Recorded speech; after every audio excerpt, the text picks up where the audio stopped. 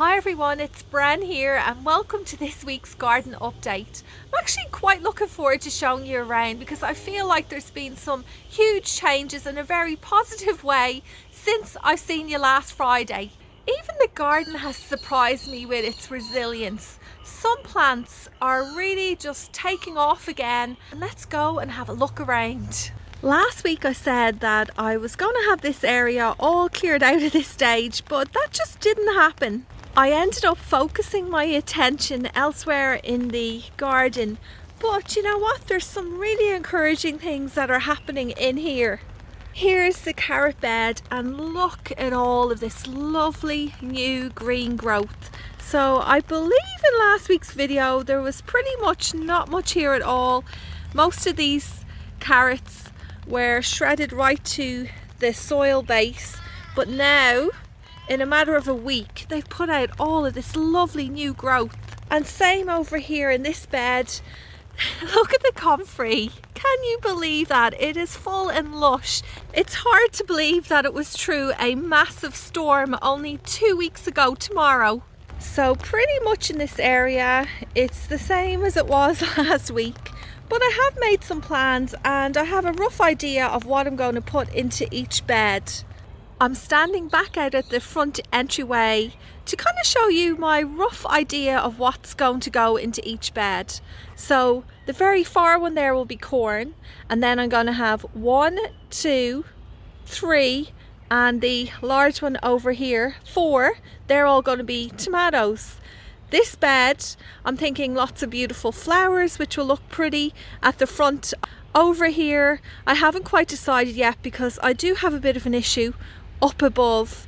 My beautiful wattle, I believe, is starting to die back, because if we take a closer look down here, I didn't notice this initially, but it has uprooted and it's now leaning over to the side, which isn't very good at all. Pretty sad, but that's okay because I actually have something to show you a bit later on. I'm going to be putting in a brand new tree very soon, along with lots of other trees to replace all of the mature ones that unfortunately didn't make it through the storm. Back over here, that bed's going to be capsicums and chilies. This one is going to be eggplants. Over here I'm going to fill the front section out with some basil plants. The gladioli are still there, so I'll leave them be at the moment, and once they finish flowering I'll put something else in that space. I'm going to fix up the trellis at the back and put some cucumbers and maybe melons on the opposite side. In here I'll put some zucchinis. This bed will be more capsicums. The carrots will remain for the moment, so I'm not quite sure what I'll put in there. And the far bed, I'm going to put some more tomatoes. I mentioned earlier that I didn't have time to clear out the raised garden beds, and that is because I spent most of my energy this week trying to clear out this whole section, which is looking very different now. Used to be a case where I couldn't see to the back fence, which is just down there, but I can now. That's all right. I have plans. I'm going to fill this space up for summer. It's going to look really nice. So the lily pilly, the mature lily pilly, is gone. It wasn't able to be saved, unfortunately. I have this massive pile of rubbish, garden furniture, etc., archways that got damaged in the storm. And then down here where all the polygallas, they got badly damaged, so I've started to just cut them out. And there's a big pile over there, but as you notice, most of the vegetative debris is gone, particularly down here at the back, which I'll show you a bit later, where all the large branches fell. Thankfully that was covered by our insurance company. They were able to remove most of them because they fell on the fence, which was a great relief. Let's head down here now and take a look around. Over here is also a pile of stuff I need to sort out. I just pretty much gathered everything into 2 sections and knew that I could worry about that later on. My main focus this week was just getting rid of all the vegetative debris. The one thing I've noticed now that that tree is gone is that we've lost quite a bit of privacy. Plus Over here too, where we have the lemon tree, I had to give that a good cut back, and now I can see that house in the far distance. So I'm thinking this summer what I might do in this section is, as a temporary thing, because you know I haven't really thought long term yet, I may in this area, once I finish clearing it out, just put some pumpkins and other vining crops in there. I'll put a temporary trellis along here in that section, and then over here where I might grow some beans or some kind of gourds or something, just to give a bit more privacy during summer. Over here the archway is also gone from this section. I've actually purchased some more archways this week, which I'm going to put up soon hopefully.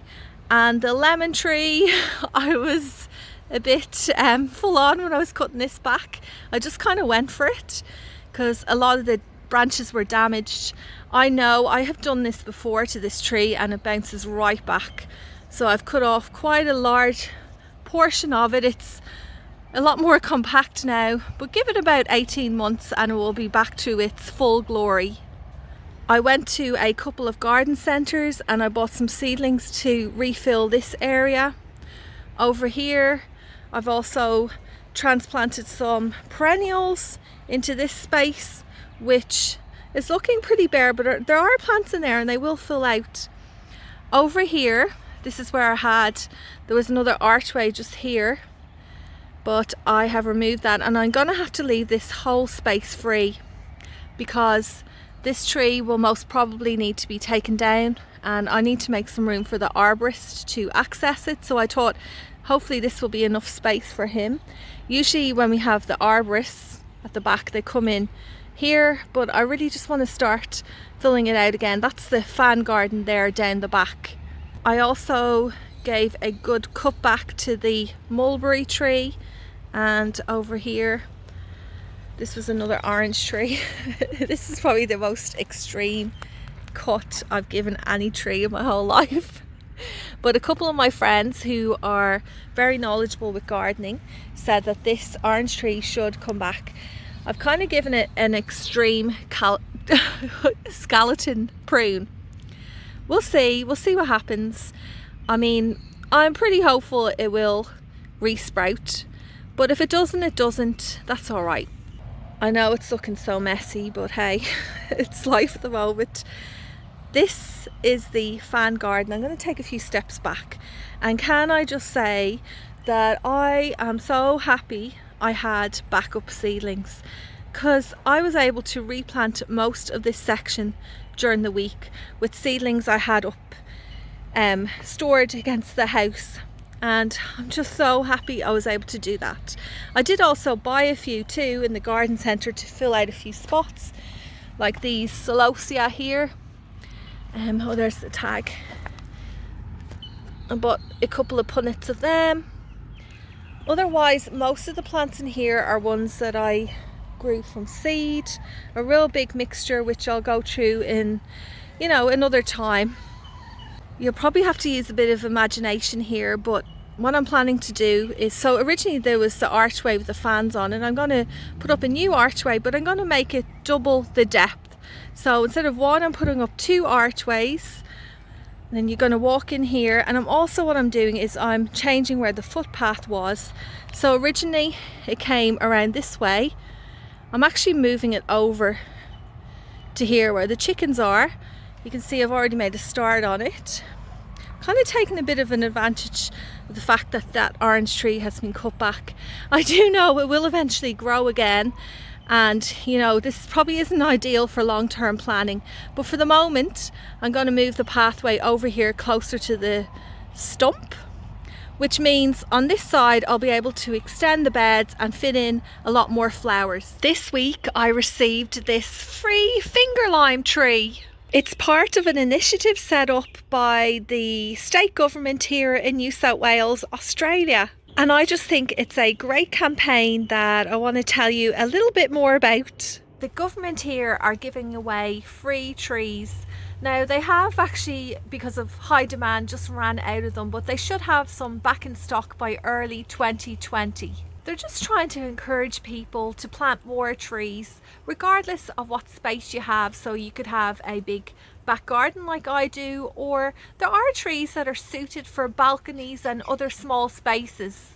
This campaign is for people in the Greater Sydney area, and their goal is to have 1 million new trees planted by 2022. I'll put a link down below in the description, so if you're interested in reading a bit more information about it, they have a really great list of the benefits of growing trees.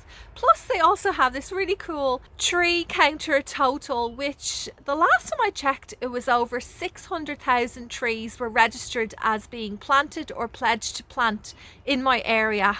That's about it for this week's garden update. Thank you so much for sticking around. I'm actually really looking forward to getting stuck into the garden this weekend and making a lot more new improvements, which I'll be able to show you next Friday. So until then, stay safe and happy gardening.